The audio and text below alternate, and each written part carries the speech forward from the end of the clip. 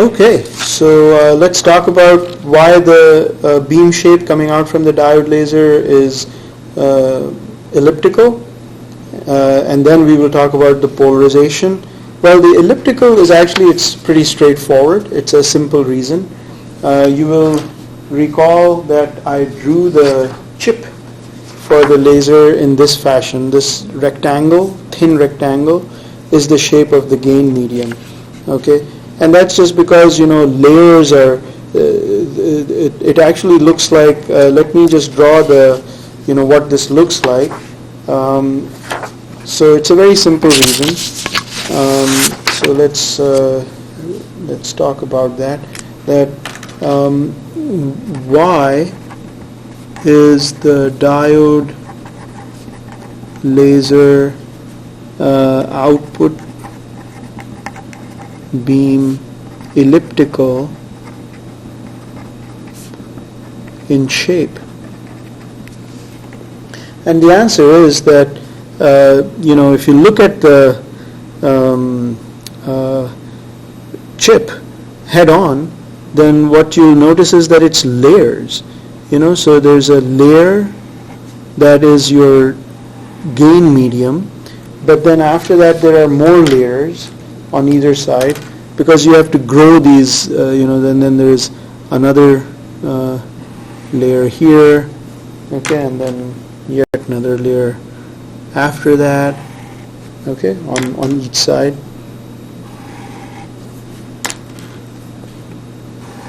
And there may be lots of layers, okay, but the gain medium is right here. That's the one that actually lasers, okay, and of course this has to have some end.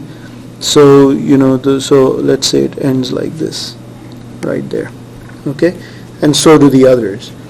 But and I've indicated earlier that this is just a few microns, few as in 1 to 4, and this dimension though can be anywhere from 10 to 100 microns. I think I wrote 10 to 20 earlier, but that doesn't matter. It can be something.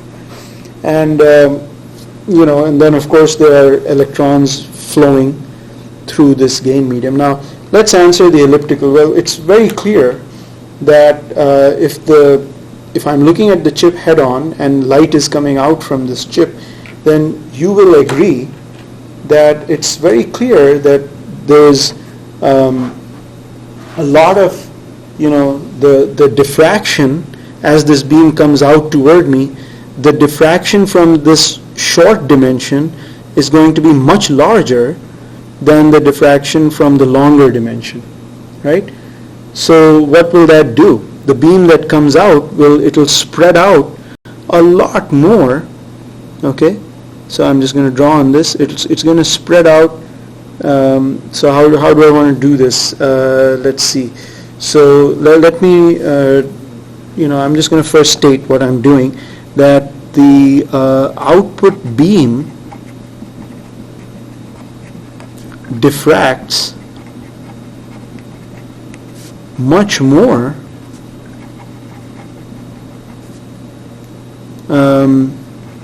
at the shorter dimension, okay, and less for the longer dimension.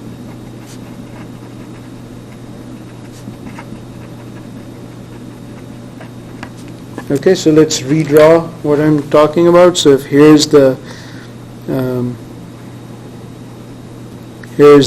gain medium, right?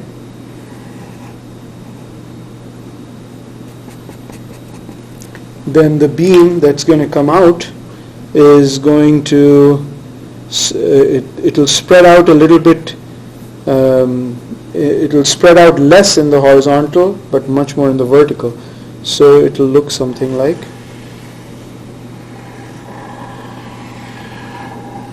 this, right? So that's what we're talking about, right? And so you can see that this is an ellipse. All right. Now,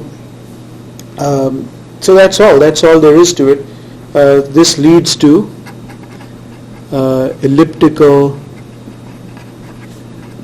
cross section of the beam. Okay, so this is our, and it, this is a view, face on view of the output beam emanating from diode laser toward you. Okay, so it looks elliptical. So this is the case of a vertical ellipse. So vertical ellipse means that the gain medium is actually horizontally located inside the laser. All right. Now let's answer the question that, but why is the polarization? Okay, so why is the, okay, so next question, why is the laser polarization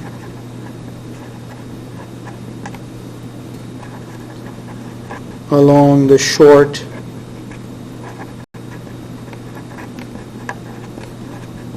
axis of the ellipse?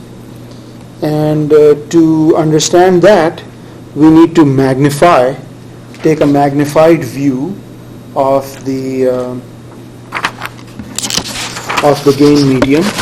Okay, so this gain medium is, so let me just restate the question, I suppose, that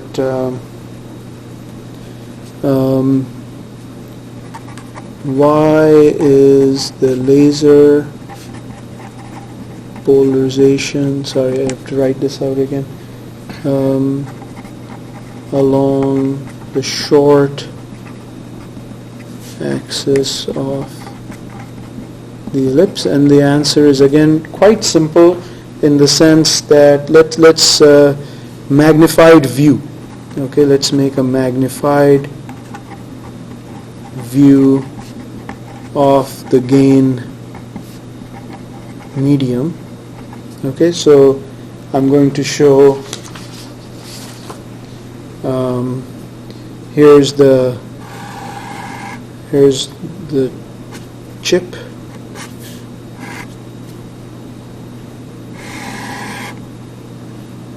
Okay, and there's ends to this, but it's not so important. But the point is that, now remember that there's an electron flow in this, right? And the electron flow is flowing in this direction. It doesn't matter, it's some direction, electron flow. And it stands to reason that right in the center, the electron density is higher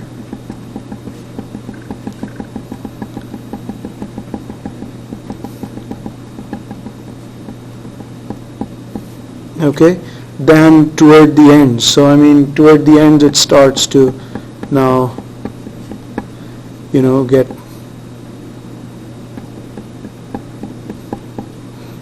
weaker.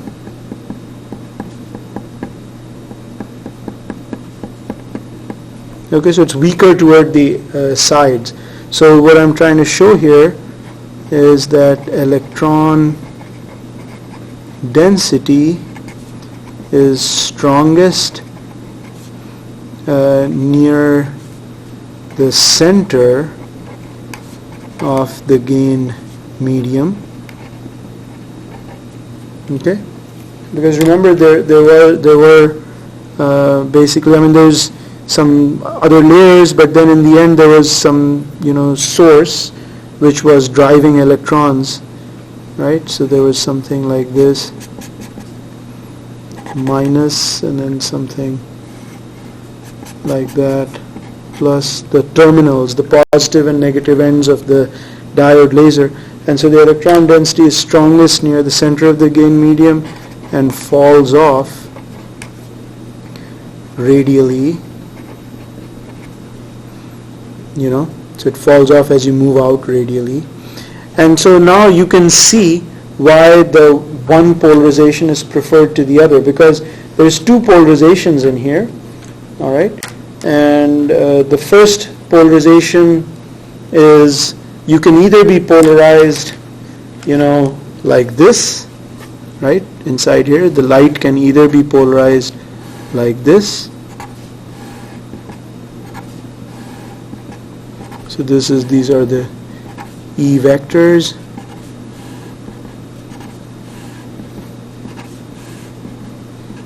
And I can resolve the light into either a polarization like this or polarization like this.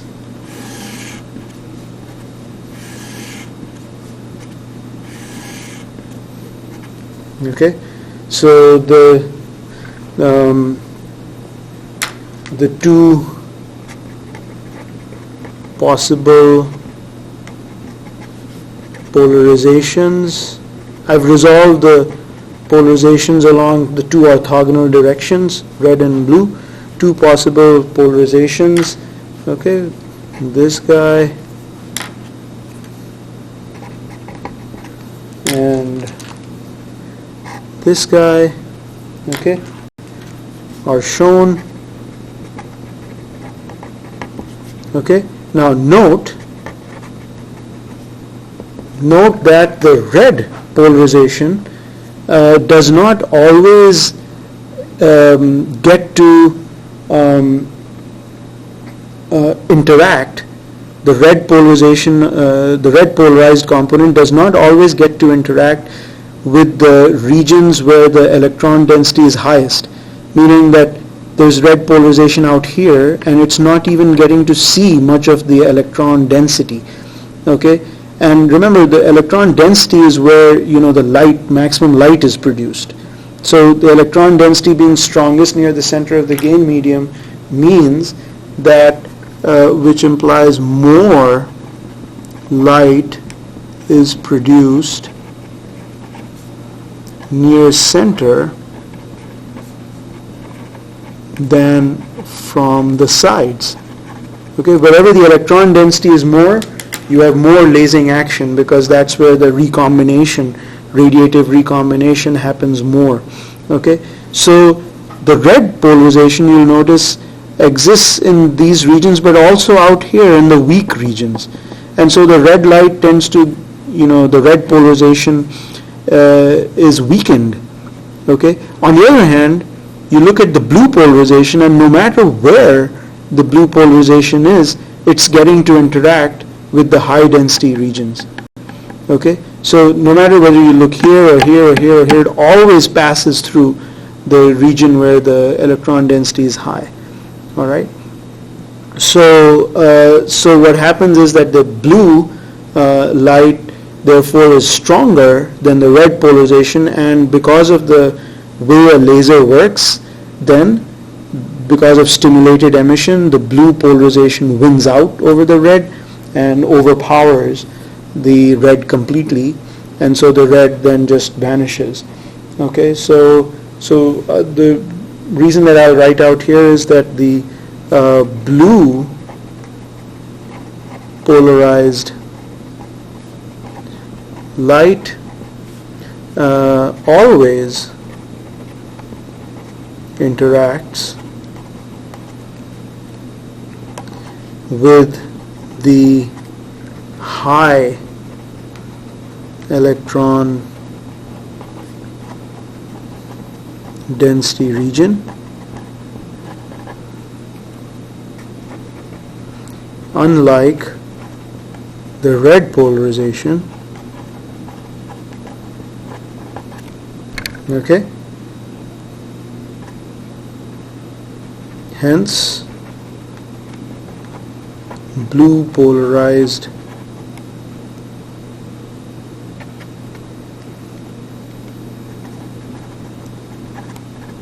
light wins.